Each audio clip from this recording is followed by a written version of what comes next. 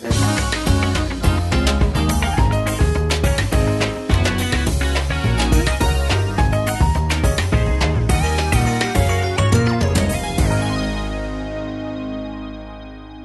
and welcome to The Spark. I'm Matt, and by the grace of the Nashville Public Library, I'm here to talk about the creative process and the joy of appreciating the creations of others. Thankfully, I'm not going to do it alone. Joining me today is an illustrator and comic artist whose newest graphic novel, Oddity Woods, is out now, and she'll be appearing as a special guest at the Nashville Comic Arts Festival this October. It's Kay DeVault. Hi, thank you so much for having me. Yeah, thanks for being here. How's it going? Doing good, can't complain. Mm-hmm. So you were recently at the TCAF, Toronto Comic Arts Festival, yeah? I was, yep. How was that? It was really good. They had a new venue this year because I think it outgrew the library. So they were always at a library, the Toronto Public Library. And it was a really awesome venue. But yeah, I think it was definitely overcrowded at that point. But no, it was great. I love Toronto. Met a lot of cool people. Met some fans, which was awesome. So yeah. Yeah, it seems like it's sort of the indie mecca at a certain point. Or at least it seems like it has a lot of the biggest names that at least I know showing up year after year. Yeah, they used to have.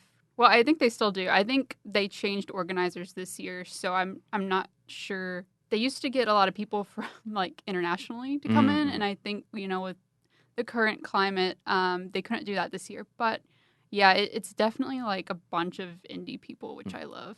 It's a little different from like your normal Comic-Cons, which would have more of, I guess, the IP people. Sure. But yeah, that's one reason I love TCAF, because I just love seeing like people's original stuff a lot, and it always impresses. Have you been going there longer than you've been tabling there? How long have you been tabling there? I've only tabled, I think that was my 4th time tabling. And you can only table every other year, and COVID sort of, that didn't happen. But yeah, I think my first year I did it was 2017. But yeah, I can't say more great things about TCAF. It's probably my favorite convention out of all of them. Nice.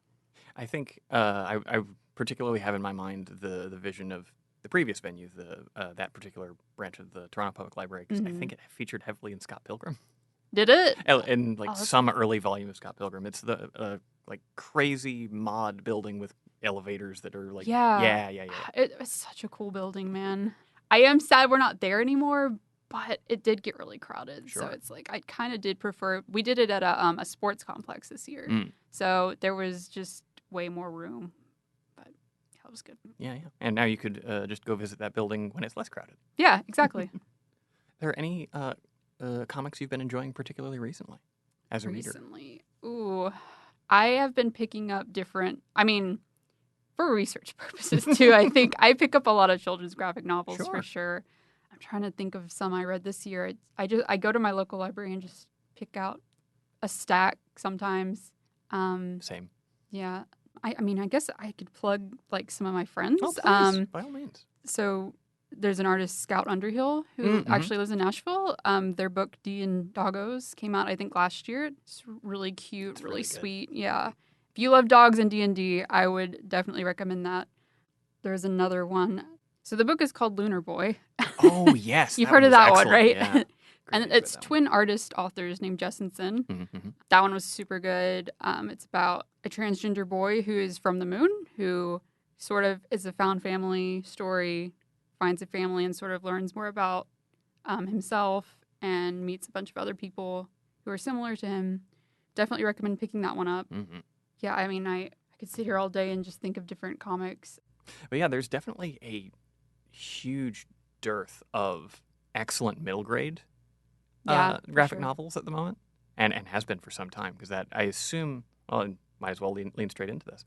First of all, like, I think sometimes the terminology differs between folks in libraries and folks making the books themselves. In the library, we call what you've been putting out sort of middle grade graphic novels. Is that similar terminology to what you're using? Yep. Is that a space that you sought out? Is that a space that, like, when you started to look into traditional publishing, seemed suited to you? Yeah, I think so. I mean, my art style is very cute. That's true. I think it lends itself better to children. Not that older people can't enjoy it either, because they have. But yeah, it's funny because, middle grade graphic novels weren't really a thing when I was growing up. Yeah, so I remember reading Bone and like we had Captain Underpants books in our elementary school library, but like it wasn't really a thing. And I never thought like, yeah, I'm going to grow up and be a graphic novel artist, but here we are. Yeah, and there's been such a boom in that space specifically over the last several years. Mm-hmm. And as a result of, that being where the demand is, so many excellent writers and artists are in that space, yourself included. Thank you. And to your point, like, I'm 31 years old. I'm constantly, because I shelve books, I kind of get first picked in many instances. Mm-hmm. And goodness knows, I check out things from the middle grade graphic area constantly because they are excellent. Yeah, no, I agree. I mean, like I said, when I was growing up, we didn't really have a lot of comics. I mean, the only thing that I could think of, like Western comics when I was little, was like superheroes. Mm-hmm. And I just wasn't into that. So, like, personally, I gravitated more towards manga because of that as a kid, just because it was like, those had stories and cute characters. And I don't know, we just didn't have a lot, especially geared towards girls, I feel like, back then. Mm-hmm. We've come a long way. Indeed, very much so. And in that vein, was there anything that you read early on as a kid that got you to start drawing or start making comics? It's funny because, I mean, I've always been drawing. Even when I was little, like, I loved Disney movies, so I would try to draw the characters. I would draw in my picture books. I would put my own characters into them and just, like, completely ruin them. But, like, it was so fun to just have your own character interacting with that story. And I think, personally, for me, like, the character part and the story part has always been, like, my favorite thing. Even more so than the art part, I think. So art's kind of like a means to an end for me. Yeah, it's with the vehicle. Yeah, exactly. But I just always like drew things that I saw in like video games and movies and stuff. And I mean, I had a friend who I met in 4th grade who also was into the same thing, and it was the first time I ever met someone like into Pokemon and Sonic and things like that. And she was also really good at drawing, and I was like, oh my god, I have to get better. But we would both make comics together, and then like we would make a first page with like these characters from these stories or our own characters, and then we would swap the pages and like continue each other's stories. So I think that was sort of the first time I had started drawing comics back then. But I never saw myself doing comics as a job just because it wasn't really around back then. So, like, for me, when I was in high school, like, I did want to do art as a career somehow. I wasn't sure what. I thought maybe I would go into animation just because that was, like, the only thing I could think of that would be, like, a story and character-driven work. But the thing about that is art school is very expensive. And, like, I personally grew up in a single-parent household, so we didn't really get to save money up for college. So I could not afford an art college. And honestly, you don't have to go to art college anyways. So, save money. But I ended up going to college actually for graphic design for 2 years. Yeah, because I was told, oh, you can get a job in it and you're doing art. But the thing is, I really hated graphic design. And that's a thing. My spouse is a graphic designer. Oh, okay. And I was in the art building a lot in college. And so it was a constant stream of people who wanted to do painting or sculpture or any number of things and were told, often by their parents, no, that's not marketable. Could do graphic design. Yes. That's the marketable art. Yeah, and that's kind of what I was told. And, like, I got it because, I had to go to an in-state university because that's the only way I could afford college. And so... yeah, and the university I went to is in Clarksville, and they had graphic design or they had fine arts, so I could do like drawing or painting. But yeah, it was like, oh, you won't get a job in that. And so yeah, I sat down for 2 years doing graphic design and hated it. This is no shade to graphic design, by the way. Like, if you love it, like it is super important. If it is in fact your passion. Yes, if it is your passion. But the cool thing was, and I was honestly ready to drop out at that point too, because I was like, I don't know what I'm doing. The final semester I was there for two years. We actually had a guest professor come in to do a comic class, and it was Scott McCloud. Oh, wow. Yeah. Like, thinking back on it, and I didn't even know who that was back then. Sure. I was just like, wow, a comic class. But that's crazy that it's the guy. It's the guy, and a random university in Tennessee got him to come do a class. But yeah, it was a lottery too, so like you couldn't just get in. And I was so desperate to get into this comic class because like I hated where I was, hated what I was doing. Literally, I would do my schoolwork and then go back to my dorm and draw so Oddity Woods is the book that's coming out soon. I would draw eventually what would become that. Oh, wow. On my free time. So I was like, I have to get in this comic class. I went to like the art building director every day. Like, is the list out yet? I really like comics. You should let me in. But I did get in, and it was awesome. And that was kind of the first exposure I had to graphic novels, because he brought in like a big box of graphic novels he had, and one was Anya's Ghost by Vera Brosgol. And that was the first time I read a graphic novel, like a Western graphic novel, that I was like, oh my God, I want to do this. Like, this is perfect. This is what I want to do. And so, yeah, I did drop out of that college, but I ended up going actually to an art school in the state in Memphis. It was called Memphis College of Art. It's no longer there, sadly, but I went there for 2 years and they had a comic course. So I did that, and it was awesome. Again, you don't have to go to an art school, but I will say, like, I met a lot of friends there. I figured out what I wanted to do, so I don't regret it at all. Mm-hmm. That's certainly I feel like the discourse that floats around not infrequently about art school is like, for a lot of people, you don't necessarily need it, but there are extraneous benefits on top of the education. Mm-hmm. Yeah, for sure. And I mean, if anyone's listening who wants to go into comics, it's like, yeah, you don't have to go to an art school. You just need to, I guess, be disciplined enough to like learn how to draw. You have to draw everything doing comics, but you can find books too. Like Scott McCloud has many books about how to draw comics, so it's hard. And I remember even in high school when I was like thinking of animation, it's like, well, I don't have any connections to anyone in animation in Tennessee. Mm-hmm. I would have to go to a college. I don't know how to do animation, so I would need to learn. But again, it's so expensive, and the pay that you get from doing art most of the time is not going to cover that. You know, you're going to be paying loans for a while. Right. So. I don't make comics personally. I read a lot of them. But it seems like the other major component, especially coming up, would be to find a comics community to, like, because it seems like among all art forms, a very, very communal thing, comics, partly just to keep each other going. Yeah, for sure. And I would recommend, too, if you're starting out, to find other people that are starting out. Mm-hmm.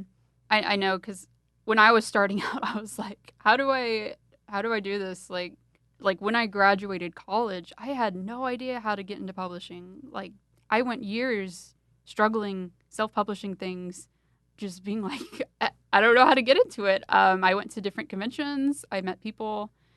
Yeah, it took a lot of work. And eventually, I mean, not to like get into this whole thing, but like I was struggling with like mental health too at that point. Just because, like, I don't know, art is such like a soul, like you're putting your soul into something, and when it's not working out, it can really feel like, oh, I failed, you know.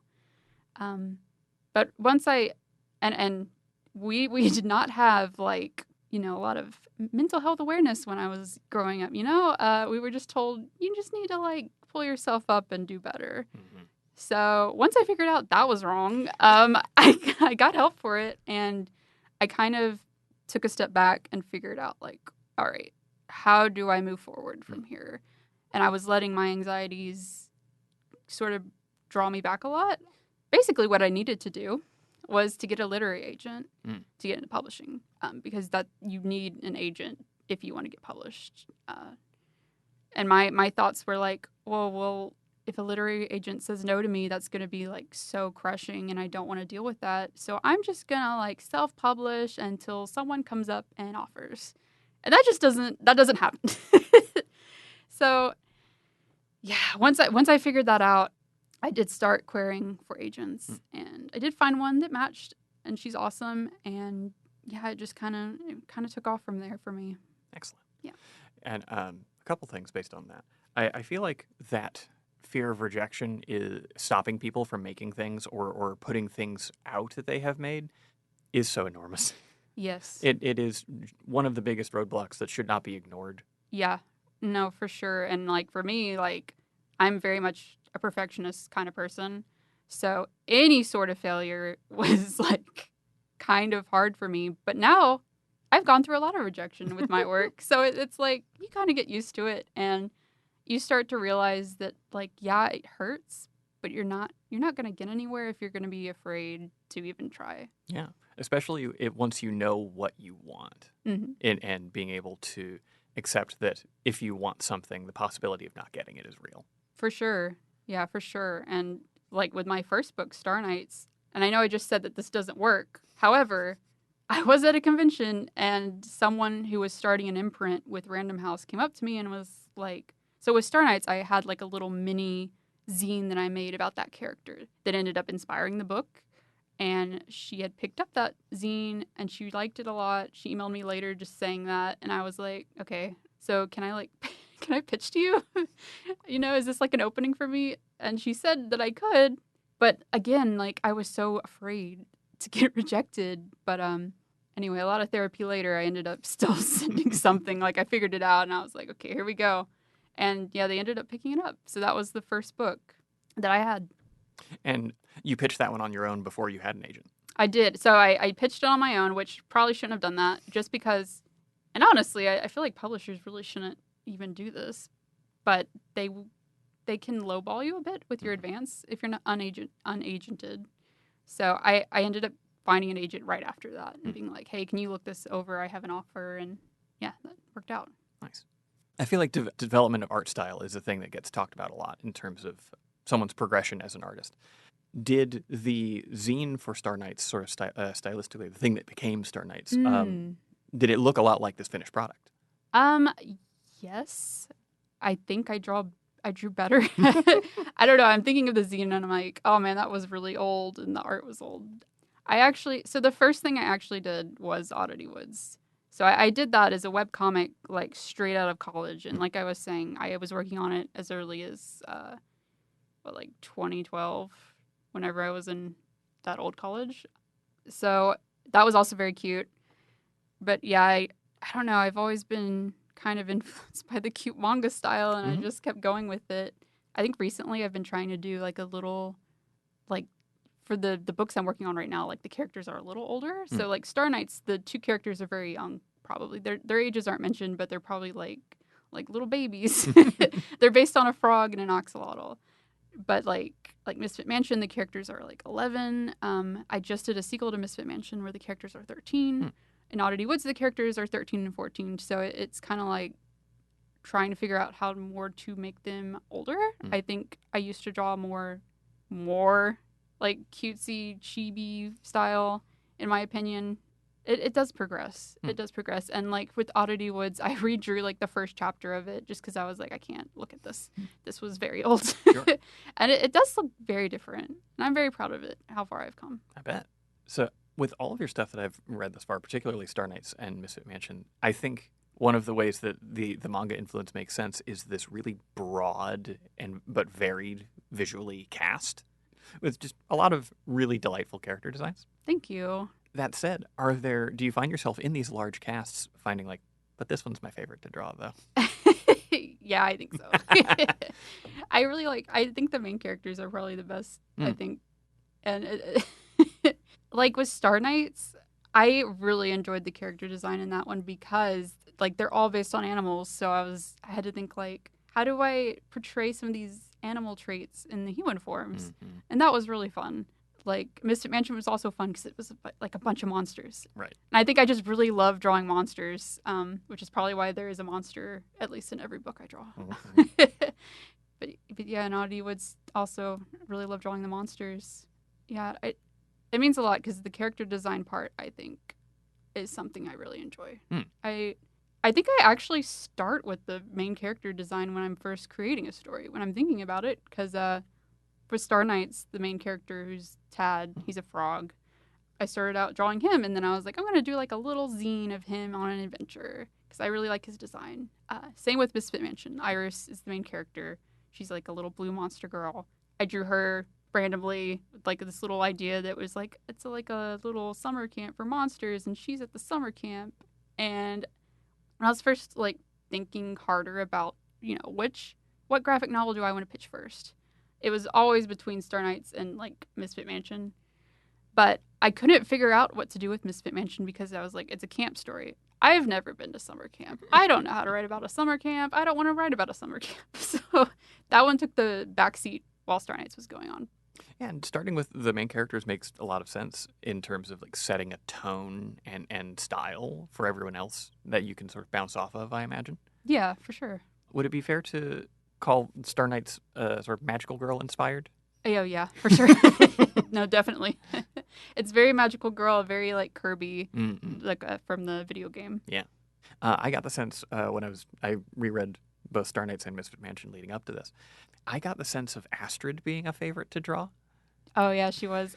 I do love the little like gremlin animal characters. A critter. A critter, yeah. She was fun. I do love Astrid. So talking about Star Knights and Misfit Mansion particularly, there is, I think, a not dissimilar sort of theming between them with the ideas of like fitting in and sort of in crowds versus out crowds. Mm-hmm. When developing these stories with a traditional publisher, is that something that, how heavily is the editorial process involved in like what the story is quote unquote about from a emotional or theming perspective? So with those two books, yes, I would get editorial notes. So basically what you would first do is submit like a summary of the book, and then you might get notes on that. I didn't get too much about the themes, I don't think, because like when I'm writing, I'm always I write things that I kind of needed to hear or wanted to read when I was a kid, and I think like bullying was a huge thing. I mean, every kid goes through it, and every kid will bully another kid. Like, it's just kids have no filter. So for me, it's like, as someone who was bullied and as someone who has said mean things to other kids when I was little, I really would like to make things that show kids who might feel different that they are still important and they are still accepted, and just like the effects of like othering people. It's so hurtful, and I don't know. I feel like both sides, the kids who do it and the kids who experience it, if they could read stories like showing that that's wrong and that it could be hurtful, like hopefully that could, I don't know, open the eyes of some of them to maybe not do that anymore. Absolutely. And to the point earlier of like middle grade graphic novels still being very enjoyable reading for people above their age bracket, I think that's the kind of lesson that genuinely pays dividends the older you get. Yeah. Yeah. I have had a lot of adults read it and say like that it meant a lot to them too. So that's always nice to hear. Mm-hmm. So with fairly sizable middle grade graphic novels, comics are a laborious process. Yes. Do you listen to music? Do you podcast? How do you get through a day of comics? So if I'm like writing, I usually can't watch anything because I get distracted, but I'll just listen to music for that part. Like right now I'm writing the second Oddity Woods book, and it's kind of a monster. So I've just been like sitting on my iPad with the little keyboard and typing things and erasing things and listening to music for the past 3 weeks. It's been fun. When I'm actually drawing, though, like I watch a lot of YouTube for sure. I usually watch like Let's Plays of games and stuff. I also do like documentaries and like, I don't know, just random people talking about random stuff in media. A lot of what is it? Like people deconstructing certain movies and art and books and stuff. It's really interesting to me. We love a video essay. That's it. That's the word, video essay. Within the comics making process, have you found, because it is very multi-step, I particularly on YouTube watching a lot of artists do their process and things like that, people tend to have parts of the process that they really gravitate toward, whether that's like inking or line work or what have you. Are there parts of the process that are like easier or like least favorite for you? Oh, I feel like it's changed. I used to say coloring was my favorite, but I've realized the coloring takes a really long time, and that's more of like the mind-numbing part for me, I think, because it's just like plopping in colors and shading. I still like colors, but I think right now that's, in a perfect world, if I could hire someone to do the colors, I would just do that. I think my favorite part is the thumbnail process. So the thumbnails are basically the step after you script, for me at least. And it's basically like the very rough sketch with the panels and just seeing where things go and just getting the story down and the beats down. And I like it because it's so loose, and I don't have to worry about being like perfect at that point. I don't hate any part of it, I don't think. But there are parts where I'm like, oh my God, I wish I could just snap my fingers and it's done. But are there any sort of iterations on the process that you've made over the years to make things go easier? Yes. So the book I just did was the Misfit Mansion sequel. So usually when I did the thumbnails, I would go on and do like a sketch stage. So I'd sketch everything out, and then I would do the line art and then the colors. For this one, I went straight from thumbnails to the line art. Yeah. And I was a bit nervous to do it, but it saved so much time, and I still think the art's fine. So like that's the thing. It's like not every panel is going to look great, you know? And you kind of have to accept that. But if it's good enough and I'm saving time, then why not? And I'm sure that also has a lot to do with what is the function of this panel, right? Exactly. Yeah. Yeah. There was a library webinar that I attended fairly recently about trying to extol the virtues of graphic novels as a form of literacy, and talking about the misconception that you just breathe through reading a comic. You read it in 5 seconds and you're done. You don't get anything out of that.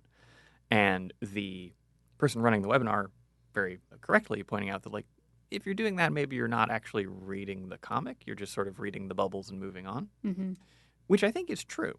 But also at the same time, sometimes the pages are meant to be read quickly, depending on like panel structure or what's in the panels or pacing. Yeah, for sure. And again, like now that you said that, there are panels that like the important ones that you would linger on more at. Definitely, I put more into those for sure.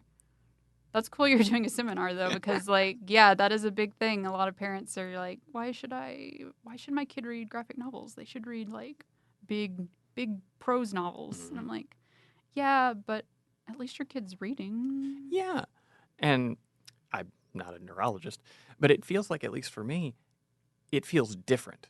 It feels like a different kind of way to absorb information. That works different parts of the brain, I think. Exactly. And I think there is a thing where like certain people, like they can't do it. Like they can't read a prose novel and get much from it just because of how their brain works. So like in that way, graphic novels work really well for certain kids, probably better than a prose novel does. But also like graphic novels are a great gateway into getting into reading. So a lot of these kids who enjoy them will go on to reading these bigger books too. And a lot of the big talking points in webinars like that are like, according to some statistics, the vocabulary in graphic novels tends to be more varied than other books of similar age brackets. Retention of like memory retention of the things that occur tend to be higher, which makes a lot of sense because I feel like when I was coming up in school, there was this big push for like graphic organizers and other like sort of very visual ways to take notes and organize information. And what are comics if not visual ways to organize information? Yeah, exactly. And I think I remember in school them being like, yeah, there's like 3 ways to learn. Some people learn through writing, some people learn through writing and image, and some people just learn through images. So it's like that would still apply to books too. Do you want to talk about Pokemon? Sure. I love talking about Pokemon. You mentioned it in the outset, and it was a little bit in my brain because of how like little guy your designs are in a very like affectionate, parentheses affectionate. I was definitely put in mind of a sort of critter-based Pokemon, Digimon type brain. So I can feel that influence if that is a thing you enjoy. Yes, I do. Have you been playing recent generations of Pokemon? I do. Nice. I know people are like, not to go off on a tangent about Pokemon, but here we are. I know people hate the new ones. I like them. It's still Pokemon. It's still Pokemon, Yeah. and like, yeah, the games look a bit ugly, but it's still fun. Mm-hmm. I don't know. Nope. Some of the complaints are legitimate in terms of like it's one of the biggest franchises on the planet. Maybe we could give the developers a little more time and resources to. Oh, for sure. Yeah. And they're operating on a money mindset. Absolutely. Every company does. So, yes, they need to like figure that out. Will they? Probably not. Maybe the Switch 2 will help them. I guess the newer game looks like the new, what is it? The Legends ZA. Yes, the Legends ZA game looks a little better on the Switch 2. Gotta turn on the Nintendo Direct voice. Pokemon Legends ZA. It's pretty good. Do you have a favorite gen? Ooh, the first game I got was actually Crystal. So I do like Gen 2. I really like Gen 3 because I feel like that game was the one that I played more. Because I was really young when I played Crystal and not good at all at the game and had like a level 90 for Alligator and everything else was level 15. And I was like, why can't I get through the game? I have this super powerful crocodile. I don't know. I just have my best friend. That's all I need. Yeah, and like a cute little whatever Corsola. It's level 15. I also really like the fifth one too. I think the fifth one tried different things, which was black and white, yeah. Which I appreciated it, so. But I enjoy the newer games too. I think the open world is a good choice for Pokemon, personally. I just think it's super fun to like, even if the open world doesn't look good, even if there's not much to see, it is fun to find Pokemon. Yeah, that's so much the charm of. I didn't super enjoy the Detective Pikachu film. I thought it was fine. Oh. But the parts that I really liked were when it's just, look at this vista of Pokemon existing in the world and Charmander cooking food. Yeah, yes. right? Yeah, you could tell there were parts that, like, the people who made it were fans. Absolutely. That's always great. I think Gen 2 has the highest density of Pokemon I love, despite being one of the smallest Pokedexes. Yeah, the designs in that one were really good. Do you have a favorite Pokemon? No is an acceptable answer, but many people do. I have weird ones. Please. No weird ones. I really like Mawile from the third gen. Yeah. I'm really excited that it's in the new game and I can use the Mega version again because I love the Mega. I really like Wooper. Can't say no to Wooper. And I really like Helioptile. That's a weird one, but I just think he's cute. Yeah. Umbrella Lizard. Yeah, we love little cute guys with big eyes. Mm-hmm. What was a newer one I loved? I really like. I don't know its name. It's a mantis though. It's like it's got pants. Oh yeah. Lurantis. Yes. With like I love that one. the red striped pants. Yeah. Yes. That one's super cute. It's really cute. Oh, what was his name? The one from Sword and Shield that can be poison or electric. It has like guitar mode and bass mode. Oh, the lizard. Yeah. Yeah, that one was cool. I wish I could remember all their names. I used to like pride myself in being like, I know all the Pokemon names, but then like now there's 1,000 and we stopped at like 500. Yep. The Poker app used to be a lot easier. Yeah. Not anymore. Understandable if you don't want to answer this question for reasons I don't pretend to know about in terms of publishing nonsense. Did you sneak any cameos of critters you like into any books? Of like pre-existing ones? Yeah. I not Pokemon. I think I had a Sonic cameo in Misfit Mansion. Really? Yeah, it's like there's a part where they're in the town and off to this. The derpy Sonic popsicle that was a meme and his eyes are all stupid. Mm-hmm. That's in there somewhere. I'll have to look for that again. Yeah. That's fun. That's the only one I can think of like an actual IP being in the book because I'm like I don't know if I should do that. I feel like you get in trouble pretty quick. Hence my hedging the question. Yeah, there's probably like some monster in Misfit Mansion that is an obvious like inspired by some Pokemon that I'm just not thinking of. But yeah, no, for sure, Misfit Mansion very inspired by Pokemon and Digimon. Oh yeah, wasn't a secret. So Oddity Woods, the one that has just come out recently at time of release of this episode, was a pre-existing webcomic. It was. But in referring to the fact that it's going to be multi-volume, you said you're writing volume 2. So is what has just come out all of the webcomic that existed? It is. It's all of the webcomic. So, yeah. So the thing with publishing is, unfortunately, you're typically not told how many volumes you're going to get.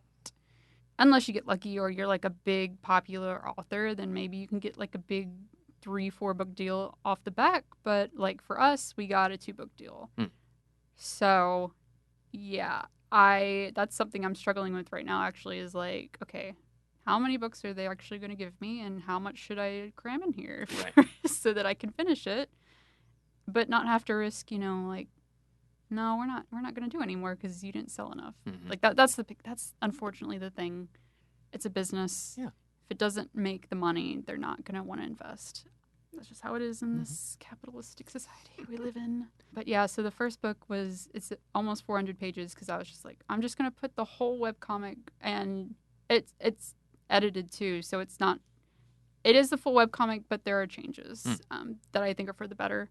Because when I was doing a webcomics are strange in that you don't really know how long they're going to go. You may not know what happens in between the beginning and ending sometimes because it's over years, and sometimes you get some feedback from people and you're like, oh, that's a good idea, and things can change.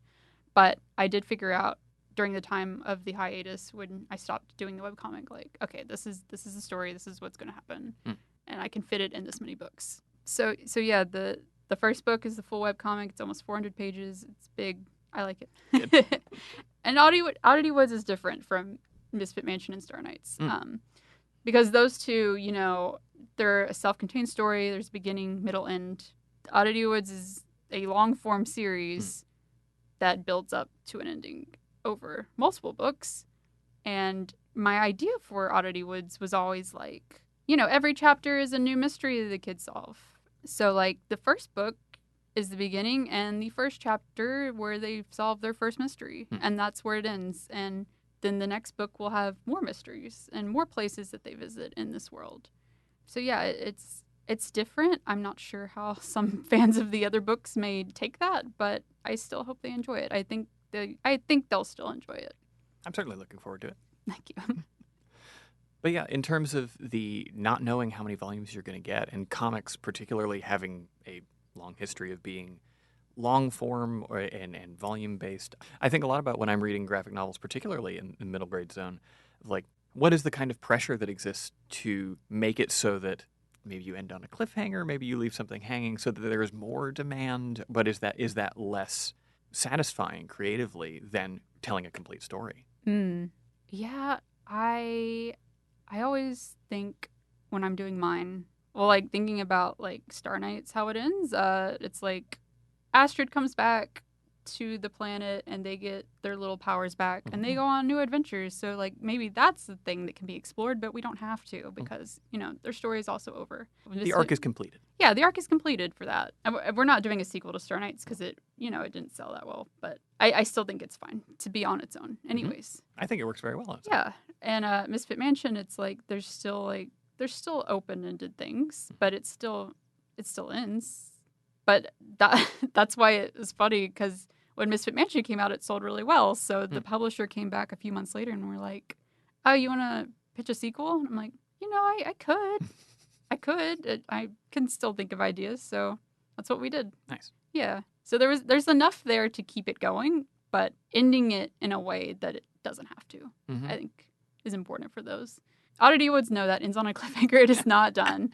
I'd be really sad if I can't finish it, honestly, but I'm hoping if I could at least get it 3 volumes long, I think I could do it. Okay. I originally wanted it to be like 5. Ooh. Yeah. I don't know. I don't know if publishers are really looking for series in graphic novels, at least not original things right now. Like just an insight from what I've heard about publishing with middle grade is they were very into contemporary. So we saw a lot of, like school stories, friendship stories, a lot of those. And then we started seeing like Babysitter Club books. I'm sure you've seen those checked out a lot. Oh, yeah. Yeah. So those were very, very popular to the point now publishers are specifically wanting to do adaptations. So we're going to see more series, but they're all going to be adaptations of certain books probably like Babysitter's Club. Mm-hmm. Yeah, I've been seeing a lot of adaptations of like Magic Treehouse and things of that nature coming through. Yeah, and I was actually asked to do one. Mm. I can't say what it was because I don't think it's been announced, but I did pass on it because it just wasn't my thing. Sure. But yeah, those are very big. They sell a lot. It's a good gig, but it does kind of suck in a way that it's like publishers prioritize these IPs as all media companies do right now, especially right now. That sometimes it's hard to get original stuff in sometimes. Mm-hmm. So if you want more original stuff, you got to support it. Mm-hmm. And that's true for everything right now. Absolutely. Film and TV are the same way. There's no new ideas coming in. They're all very, we're going to reboot this. We're going to make a sequel to this. We're bringing this thing back for the third time. And yeah, it's just safe. Everyone wants to play it safe right now. Yep. And it can be frustrating from the consumer or reader or viewer perspective. At least it's frustrating for me when other consumers and readers and viewers assume that no quote-unquote original things coming out means that there aren't any. Yeah. And there are, but they don't get the attention they need to like take off, and we're just kind of stuck in this cycle, I think. Yeah, and if you want those things, at a certain point you have to seek them out. You have to do the legwork. Yeah. And take a risk on new things as a consumer or reader or viewer. Yeah, I think it's just very easy to go back and be like, I like this thing. I'm going to support this thing forever. Yeah. An excellent place to find new things or original things or smaller things is places like conventions. Yeah, for sure. For sure. Again, TCAF is like almost everyone has their own original stuff they're trying to sell and get like seen. And even online, people still do webcomics. I mean, Webtoons is still huge. I want all these things to succeed. It's so hard. And I feel like when I was doing a webcomic, I could never go back to that. Like, it's so much. Your passion can only take you so far, I think. Absolutely. Sometimes. Like, the number of people specifically making webcomics who I see like get really burnt out and, like clockwork every few months, there'll be the, sorry for the lack of update, I'm sick again. It's like, I wonder why. I wonder why. Yeah, so if you have disposable income, please support these people. Absolutely. Especially if you love their work. Because, that was one reason I just couldn't do it, because it's like, I'm spending a lot of time on this, but I need to get a job because I can't afford housing and healthcare and everything else and food by doing a webcomic, even though I really love it and want to do it. It's okay. It's okay. We are here now. But on conventions, we've got another Nashville Comic Arts Festival coming up in October, and you're special guest this time. I am. I'm excited. And this is the second year? It is, yeah. Last year was the first one. How did you enjoy last year's? I liked it a lot. Yeah. I mean, it had a pretty good crowd for being the first year, and I don't know what our scene is with comics in Nashville. I'm sure it's not crazy, but I do think we need more. I agree. Here. I hate, like, the closest one I can think of that I do is MomoCon in Atlanta, which is more of an anime con, but there are, like, they do try to get comic people in and have their own little comic artist alley part, which is cool. But it's just like, man, I wish like Nashville would try to do something. Yeah, and not to full disclosure for the listener, Nashville Comic Arts Festival is in part put on by the Nashville Public Library, so be aware that you are being shilled to in that regard.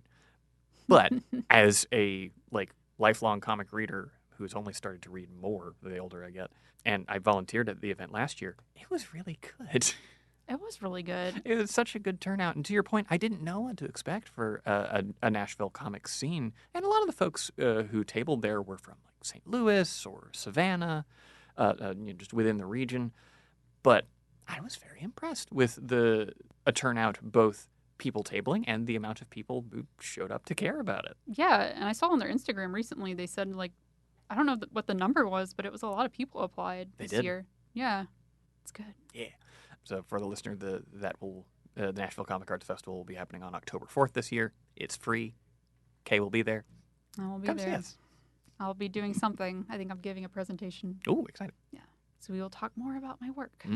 But yeah, I've been very enamored with smaller or conventions that I haven't been to recently. Because I grew up going to Dragon Con in Atlanta, and Heroes Con in Charlotte, North Carolina. And we just kind of bounced back and forth between those two. And now, since I'm a little further away from both of those, I'm trying out some smaller ones and getting a lot of joy out of going to like zine fests and other smaller spaces and just seeing who you see. Yeah. Yeah. I was surprised how many. So I always thought, like, no one in Nashville does comics but me. But that's not true. Because at the last NCAF, I met a lot of people who were local, and it's like, oh, this is kind of cool. There are artists here. I always thought it was just like country music. Right. But yeah, I've been to Heroes a few times, but it's not the same. No, and it's a strength for sure that different conventions suit different vibes and different audiences, but you got to know whether you are that audience for that. Yeah. Because Heroes in particular tends to really focus on sort of old guard Marvel and DC folks. For sure.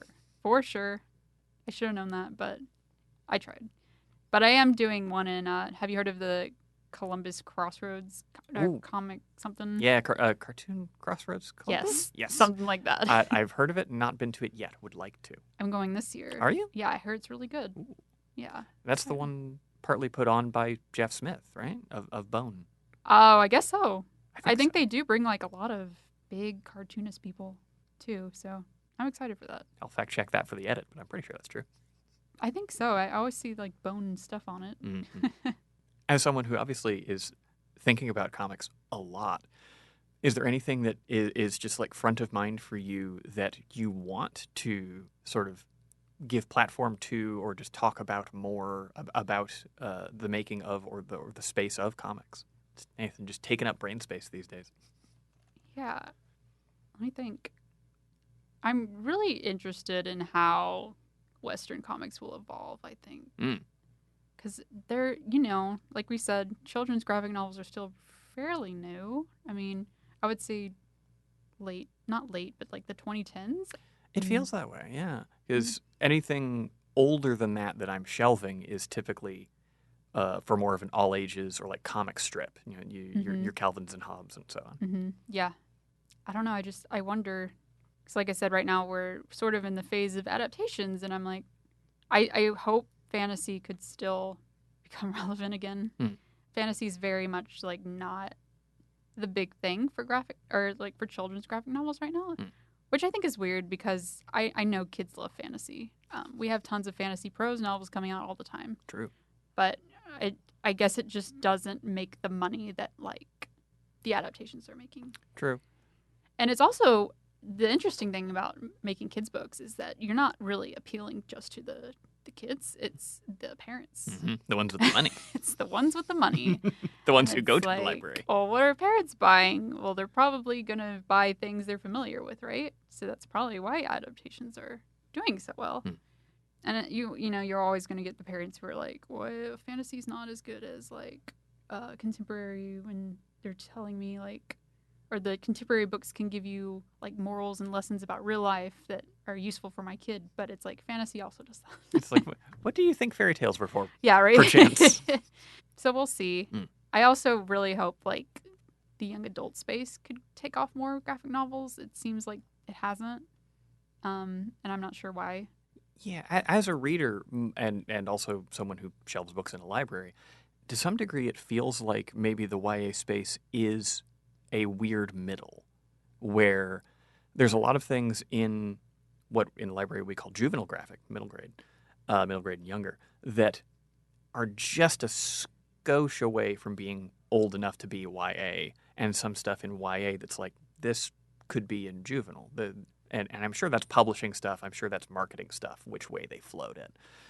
But by the similar token, there's stuff in the adult section, the just adult published graphic novels that are like, this could be in YA. There's nothing of content here that would stop it being there. So I wonder if the reason that space is strange is because it's a strange space to be in as a person. Yeah. In development. That's a good point. It's a lot to think about. I would hope that we could do more because with like middle grade, I can't get away with everything, Sure. like there's some things that I would love to write more, but I think it's like, no, that's a little, like I've gotten a lot of pushback on like sometimes the characters are too mean or the words you're using, you can't use those words anymore. Okay. And I'm like, oh, okay. Yeah. And I definitely understand that in some aspects. There are definitely words that should not be used anymore. But it's also like, well, what, like, it would be fun to make something more for teens that maybe you can get away with more, but not quite like adult, you know? But yeah, again, it's like, where is the space for that? Is that selling? Do teens read? That's another thing. Are like kids reading still? Sometimes I know literacy rates are super down, and that's also hard. So, and just in terms of like hearing a lot about sort of marketing as it relates to graphic design in my own life, teens are notoriously impossible to market to because makes sense. because like if you survey a teen, historically, typically, they're not going to want to tell you, an authority figure in this situation, the things that they like. It's like, what are you, a cop? Why are you asking me that? So as a result, we don't know. We don't know what they want or like. I guess you have to market to the kids that grew up reading and are still reading. Yeah, for sure. And in terms of the appeal of like fantasy over contemporary, I think a lot about. I believe this is a quote from the creator of the Cartoon Network show Infinity Train. I think this was him, Owen Dennis, who said, all of these executives are like, but what if we put it in a school? What if we give kids something to relate to about doing their homework? And he's just like, when I was a kid, I didn't want to watch cartoons about school. I wanted to watch Scrooge McDuck climb a mountain. Oh my God, that hits home because the same thing, like I've been told, like, you know, contemporary is really in, and I'm like, I don't want to write contemporary. I hated school growing up. Not like, I know that's a horrible thing to say as a children's author, but like I hated school. I hated going. It's not your fault if you didn't like school. That is in no way in your control. I mean, I like some things about it, but it's like I don't want to write school. And there's a part at Misfit Mansion that I had to write a school scene, and I was just sitting there like, not Misfit Mansion, but like the sequel that I just did. Gotcha. Sorry, but I was like, I hate this. I hate drawing this. I hate everything about this. But it's just, it's never going to be me, I guess.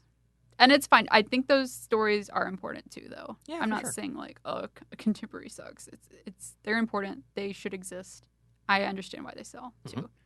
But yeah, I would just hope that we're never getting crowded down to, you can't make fantasy anymore. Or like what I was told was when publishers pick up books, whatever's in. So if they're picking up like 10 books, 8 of those are probably going to be whatever's in. So if it's contemporary, 8 of them will be contemporary, and you might get 2 fantasy.